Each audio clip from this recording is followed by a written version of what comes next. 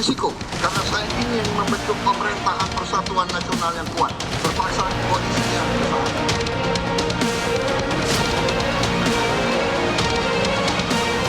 Negara kita besar, Bung.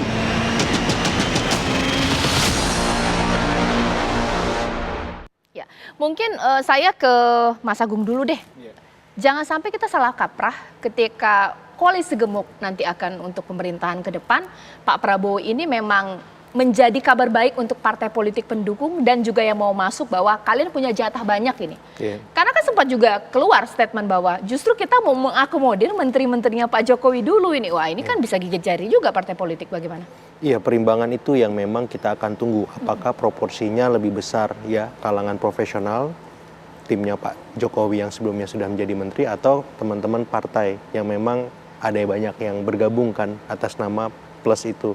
PKB, PKS, Nasdem, mungkin juga PDIP, walaupun tadi Mas Eno bilang perlu perenungan yang panjang, tapi Pak Muzani beberapa waktu yang lalu sudah mengungkapkan bahwa akan ada nama yang dimasukkan, dan nama-nama itu memang bisa jadi menjadi semacam cara baru nanti efeknya bagi relasi antara Gerindra dengan PDIP ataupun PDIP dalam konteks kekuasaan kita ke depan ya. Karena nama-nama ini bisa jadi mungkin dalam tanda petik orang dekat ketum atau dalam tanda petik tidak terlalu kental kadernya. Dalam tanda petik juga bisa jadi orang yang memang bisa menjadi konektor antara Pak Prabowo dengan Ibu Mega agar intensif terus berkomunikasi ketika menghadapi dalam tanda petik ujiannya kan nanti ada kebijakan-kebijakan strategis yang itu harus diputuskan dan sedikit banyak mempengaruhi hajat hidup publik secara keseluruhan. Asumsikan kenaikan BBM misalkan, impor tadi ya, impor beras, impor apa. Kritik PDP boleh, tapi jangan sampai terlalu keras ya, jangan sampai mengorkestrasi publik yang akhirnya membuat instabilitas politik yang tak perlu misalkan. Nah, saya kira hal semacam itu akan mengemuka dan bisa jadi akan kita lihat dalam beberapa waktu dekat. Kenapa? Karena tantangan ke depan itu sangat sangat jelas. Kelas menengah kita turun, solusinya gimana? Deflasi terjadi, gimana yang harus dilakukan pemerintah. Jadi semuanya tantangan ekonomi. Nah, ini kalau nggak diatasi, dan kalau tidak hati-hati bisa menjadi krisis kan, seperti itu. Oke, di sini Mas Agung mengatakan, Mas Daniel, bahwa tantangan ke depan Pak Prabowo ini bersama dengan Gibran adalah ibaratnya pemerintahan yang nggak ada bulan madunya ya. Banyak sekali masalah yang harus dihadapi, butuh soliditas kabinet yang cukup kuat. Mengingat ada beberapa banyak kelompok yang mau diakomodir, menteri-menterinya Pak Jokowi dulu, kabinetnya isinya adalah partai politik pendukung pemerintah atau pendukung Pak Prabowo Gibran ketika kampanye tahun 2024 ini, yang baru newcomer seperti PDIP jikalau masuk, ini yakin tidak bisa dijaga soliditasnya, Bang Daniel? Mbak Caca, kelebihan Pak Prabowo yang saya ketahui adalah meramu semua perbedaan, meramu semua latar belakang, meramu semua kepentingan.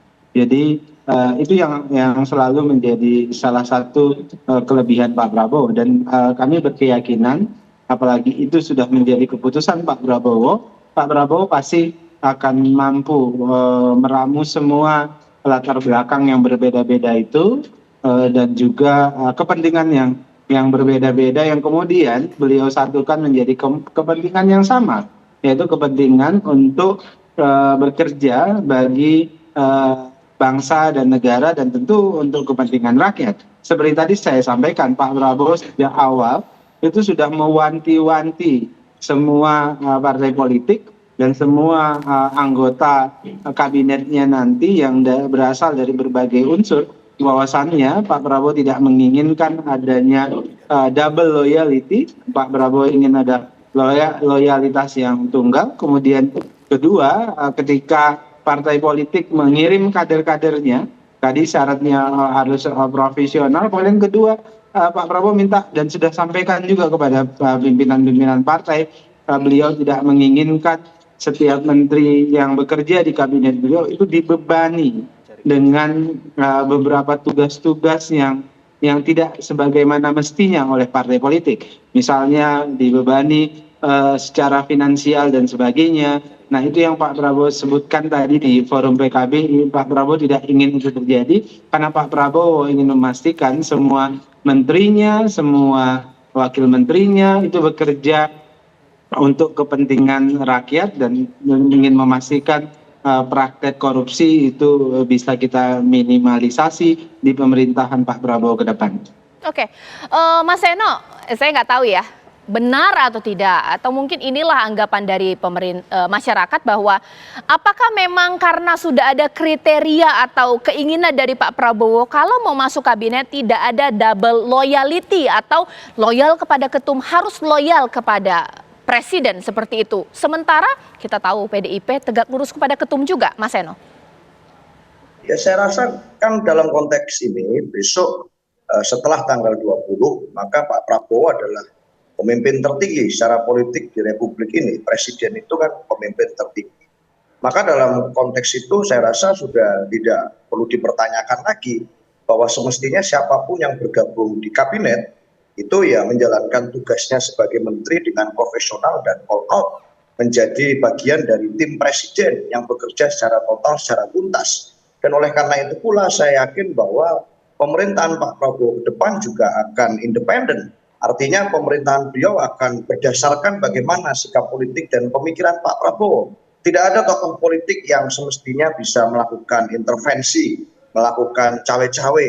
Karena saya rasa Pak Prabowo sebagai bagian dari aktor yang turut serta merancang sejarah dan terlibat dalam sejarah pasca reformasi Republik Indonesia. Ini seorang patriot yang tidak bisa dicawe-cawe oleh tokoh manapun. Dan loyalitas seluruh tim yang nanti akan dipilih presiden memang selayaknya harus bekerja tuntas dan total untuk bagaimana visi dari presiden dapat terwujud. Oleh karena itu Mbak, tetapi tetap menjadi penting bahwa di dalam konstitusi kita sekalipun mekanisme kritik tetap diberikan ruang untuk bisa memberikan suatu pandangan atas blind spot yang mungkin saja terlupakan oleh kekuatan eksekutif. Dan di dalam konteks konstitusi kewenangan itu terjadi sebenarnya di DPR. Seluruh partai politik mempunyai ruang untuk memberikan kritik, menjalankan fungsi pengawasan, dan dapat menyampaikan suara-suara kritis yang mewakili aspirasi masyarakat melalui DPR. Jadi bebannya sebenarnya bukan hanya di kami, di PDI Perjuangan. Kalau sejauh ini bagaimana masyarakat memandang bahwa ada di kami saja. Tetapi di dalam fungsi yang sesungguhnya, kalau kita mau bicara secara konsisten tentang sistem presidensial, maka DPR adalah pemegang fungsi kritis yang baik. Di sana terjadi fungsi pengawasan.